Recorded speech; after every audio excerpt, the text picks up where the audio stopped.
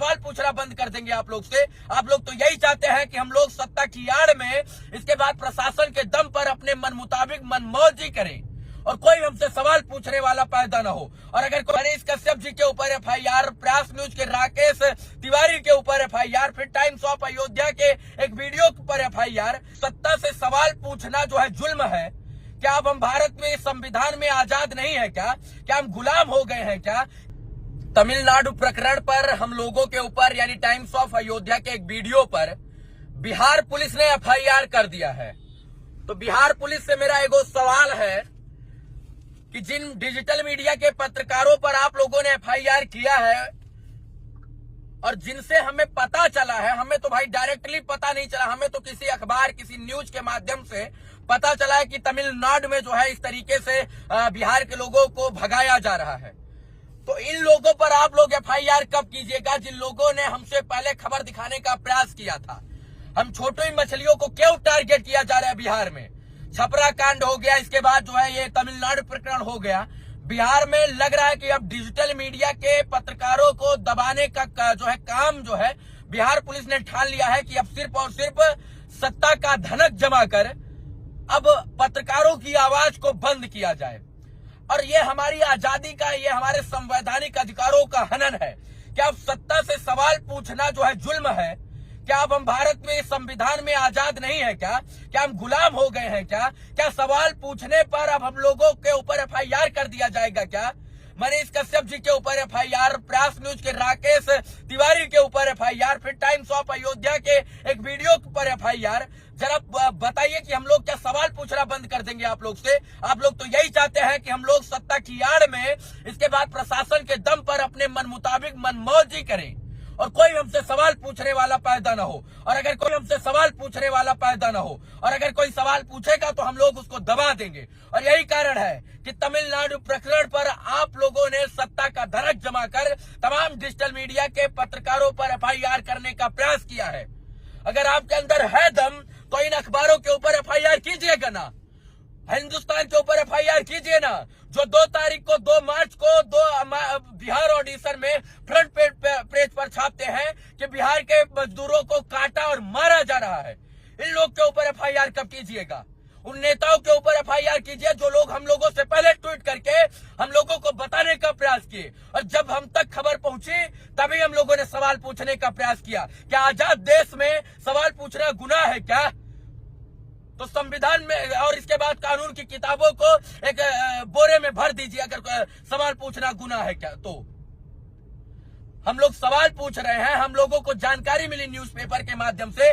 बिहार के प्रवासी मजदूर तमिलनाडु से जो फोन करके बोल रहे हैं, रो रहे हैं, उनकी जांच करने के बजाय आप लोग एफआईआर कर रहे हैं कि कहीं ना कहीं लोगों की आवाज दबा दे, इसलिए हमारी सरकार की किरकिरी नहीं होगी। अरे सत्य को स्वीकारिए। आप लोग कब तक लोगों को, बिहार के लोगों को ठगने का प्रयास कीजिएगा? एफआईआर से हम लोगों की आवाज दबाने का प्रयास कर रहे हैं ना सर, तो आप एफआईआर कीजिए। हमको माननीय न्यायालय पर भरोसा है, हम उतनी तीव्र गति से और प्रखरता और निखरता के साथ बिहार के लोगों की आवाज बनने का प्रयास करेंगे। अगर आजाद देश में अपने संवैधानिक अधिकारों का पालन करना गलत है तो सत्ता का हनक दिखाकर एफआईआर करना भी गलत है। किस आधार पर एफआईआर कर दिया आप लोगों ने, हमको समझ में नहीं आ रहा है। बताइए जरा, इन लोगों के ऊपर एफआईआर कीजिए ना आप लोग। ये देखिए साफ साफ लाल लाल शब्दों में लिखा है बिहार प्रवासी बिहारियों पर हमला। हम लोगों ने इनको देखकर खबर चलाया। ठीक है, आप लोग आज मनमानी कर लीजिए, सत्ता की धनक जमा लीजिए, लेकिन सत्य छुप नहीं सकता है। आज नहीं कल तो सत्य जरूर साफ निकल कर सामने आएगा और पता लगेगा कि मनीष कश्यप गलत है या रवि भट्ट गलत है या प्रयास न्यूज के राकेश तिवारी गलत थे। और अब तो होली खत्म हो गया है, अब तो होली खत्म हो गया और जा के स्टेशनों पे और बस स्टैंडों पे जाकर देखे ना सरकार और पक्ष विपक्ष के लोग जाकर देखें कि किस तरीके से जानवर की तरह यहाँ से बिहार से पलायन कर रहे हैं मजदूर, दिल्ली, पंजाब, हरियाणा, तमिलनाडु, चेन्नई, यहाँ से कैसे जाने पे मजबूर है। जाकर देखे खुद, पता चल जाएगा आप लोगों को भी। और FIR हुआ है कल होली और तीज, दिवाली और दीपावली पर भी जो है घर नहीं गए। बिहार के अंदर रहकर बिहार के लोगों की समस्याओं को दिखाने का और बताने का प्रयास किए, और आज भी ग्राउंड पर बिहार के अंदर रहकर बिहार के लोगों की आवाज बताने और दिखाने का प्रयास कर रहा हूं। और जरूरत पड़ी तो माननीय न्यायालय के सामने जो है इन तमाम बातों का जो है बात भी रखी जाएगी। हमें माननीय न्यायालय पर भरोसा है। बाकी इतना समझिए कि हम लोगों को डराने का प्रयास किया जा रहा है, और इस मुहिम में, इस लड़ाई में आप लोगों के साथ की हमें जरूरत है। जरा सोचिए कि प्रिंट मीडिया, जो है इलेक्ट्रिक मीडिया सरकार के कहने पर खबर दिखाते हैं, जो सरकार कहेगी वही चलाएंगे। लेकिन हम लोग आजादी के साथ बिहार के गरीब, मजदूर, पिछड़ा किसान की आवाज बनने का प्रयास करते हैं, तो हम लोगों की आवाज अब दबाने का प्रयास किया जा रहा है। जानते हैं कि सरकार के नाक में हम लोगों ने दम करके रखा हुआ है। उनको पता है कि आज के युग में प्रिंट मीडिया और इलेक्ट्रिक मीडिया उतना सवाल नहीं पूछ रही है जितना डिजिटल युग के मीडिया के पत्रकार सवाल पूछ रहे हैं। इसलिए इसकी बात को कैसे बंद किया जाए, इसके मुंह को कैसे दबाया जाए, ये रणनीति बन रही है। आप रणनीति बनाइए, हमें दबाने की, कुचलने की, भगाने की, केस करने की, FIR करने की, लेकिन हम रणनीति बनाएंगे बिहार के भविष्य को उज्जवल बनाने की। हम रणनीति बनाएंगे बिहार के, बिहारियों के, मजदूरों की बात करने की। हम रणनीति बनाएंगे कि बिहार में कैसे बिहार के लोगों का जो है भविष्य बर्बाद किया जाता है, और तमिलनाडु जो है और महाराष्ट्र और दिल्ली में किस तरीके से बिहारियों को प्रताड़ित किया जाता है। आप 1000 कोशिश कीजिए हमको बैक फुट पर ले जाने की, लेकिन हम फ्रंट फुट पर आकर जरूर बिहार के लोगों का आवाज बनने का प्रयास करेंगे। हमें फर्क नहीं पड़ता कि आप हमारे बर्थडे पर सेलिब्रेट करते हैं, हमको बधाई देते हैं, हमको तीज त्योहार, होली, हैप्पी होली बोलते हैं। अगर बिहार के लोगों की आवाज बनना है तो हम लोगों का साथ दीजिए, और अगर हमें होली विश करना है, हमें दीपावली, तीज त्योहार विश करना है, तो कहीं ना कहीं सोशल मीडिया पर हम लोगों का समर्थन कीजिए।